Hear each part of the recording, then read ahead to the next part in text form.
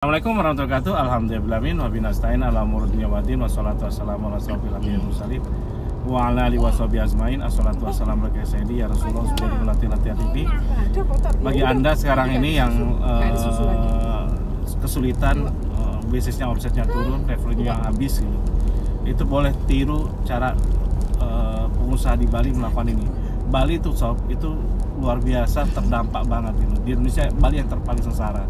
Karena hampir 90%, 80-90% itu terkait dengan pariwisata itu. Jadi intinya itu. Dan sekarang ini hotel-hotel itu pada kan penerbangan dalam negeri, luar negeri nggak masuk gitu. Hotel-hotel pada sepi segala macam-macam, restoran juga sama, semua kelengkar gitu. Termasuk saya juga gitu. Tapi ada yang bisa ditiru, saya telah melakukan. Mungkin mudah-mudahan saya bisa melakukan juga. Ada yang bisa ditiru cara hotel-hotel itu berbisnis gitu, supaya survive gitu.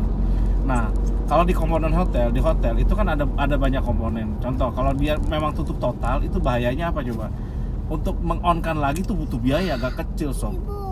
Gak kecil itu, karena kolam renang rusak, semua rusak, cat rusak, semua rusak. Equipment rusak.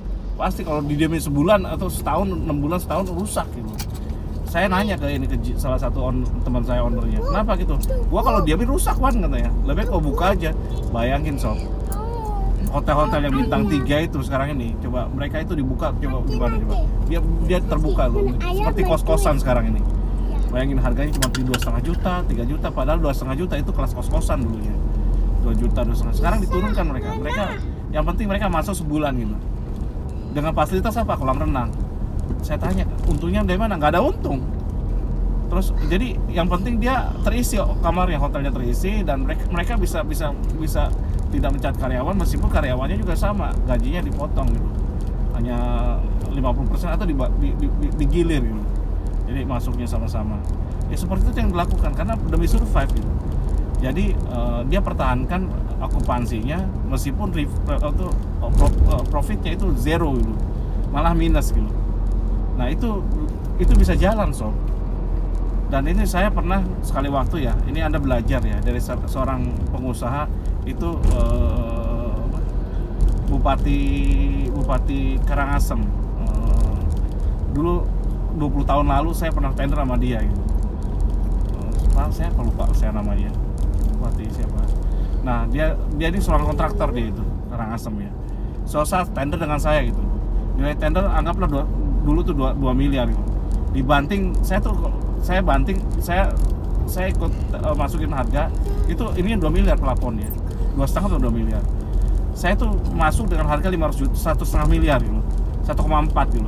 Padahal 1,4 itu saya harus investasi ekskavator dan yang lainnya di sana, dan itu saya nggak untung, mepet, untung kecil sekali gitu. Jadi keuntungannya ya di investasi itu.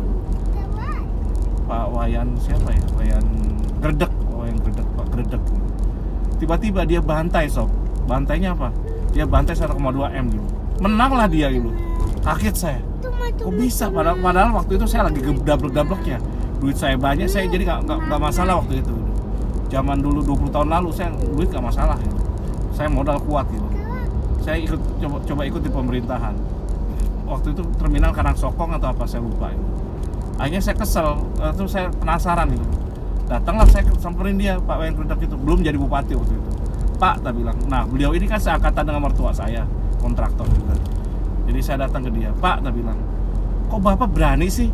Saya ingin tahu hitungan Bapak dari mana gitu. Karena di situ kita ngambil pasir aja itu udah kena apa biaya-biaya lainnya, jalan segala macam-macam, desa segala macam-macam. Itu belum kehitung itu luar biasa. Saya tanya ke dia, Pak, kok Bapak berani sih? Ambil 1,2, hitungan saya 1,4 gak bakal ada yang berani. Dulu tuh saya kalau banting-bantingan murah-murahan saya jago dulu. Jadi intinya itu. Yang lain kalah, yang lain 1,8, 1,7, 1,6, saya 1,4, dia 1,2 setengah lah gitu. Saya kaget, untung Bapak dari mana gitu. Dia tanya, akhirnya dia balik ke saya, Wan katanya, saya ini tiap bulan itu suka gak suka saya keluar overhead duit itu 200 juta gitu. Nah ini proyek ini dikerjakan selama 4 bulan. Berarti apa? Nah kalau saya nggak ada kerjaan, saya tetap keluar 200 juta, jadi 800 juta gitu. Jadi kalau saya nggak ada kerjaan, kalau saya cuma rugi cuma 300 juta, itu saya masih untung gitu. Untung dalam kerugian, dalam artian mengurangi kerugian gitu. Jadi atau 400 juta nggak apa-apa katanya.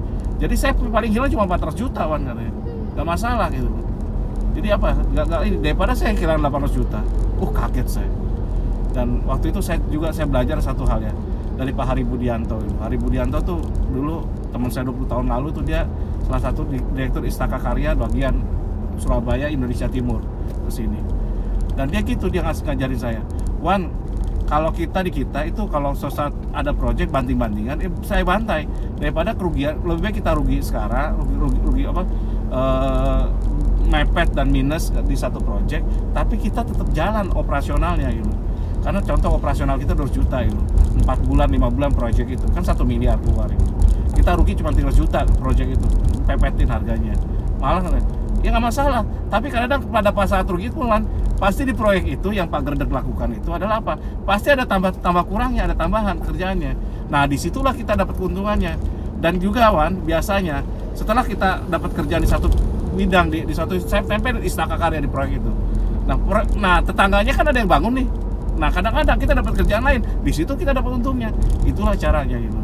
Nah sekarang saya ngomong dengan caranya saya ini.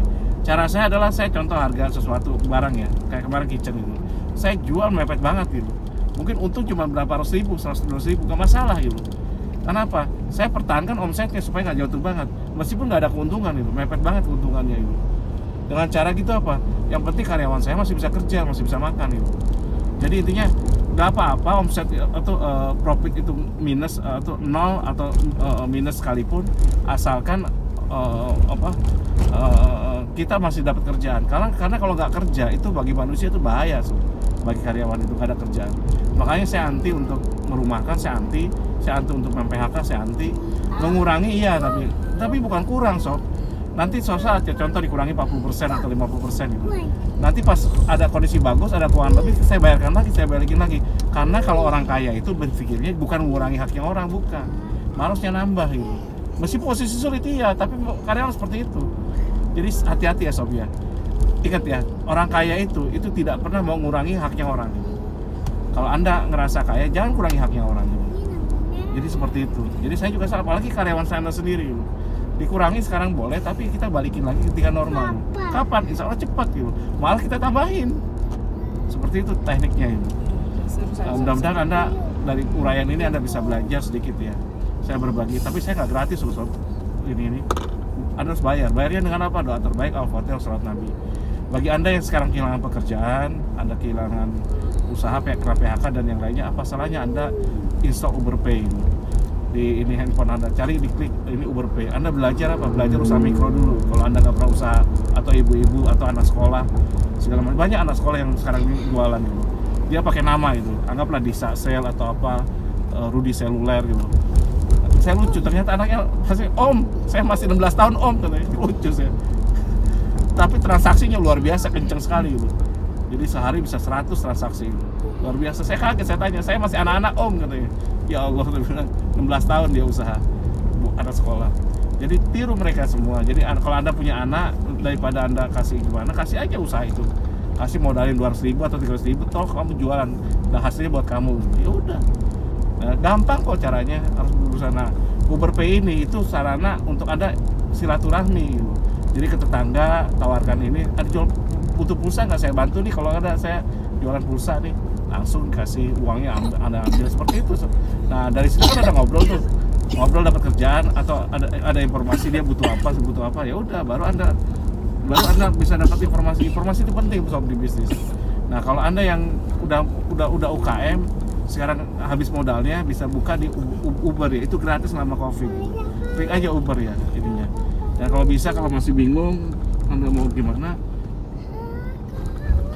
ini aja apa tuh, kalau masih bingung segala macam-macam, daftar aja dengan SKDA. WA saya 0815575 0-nya 4 kali. Kalau salah banyak salahnya, kalau kurang banyak kurangnya. Wabillahi taufiq wal hidayah. Wassalamualaikum warahmatullahi wabarakatuh.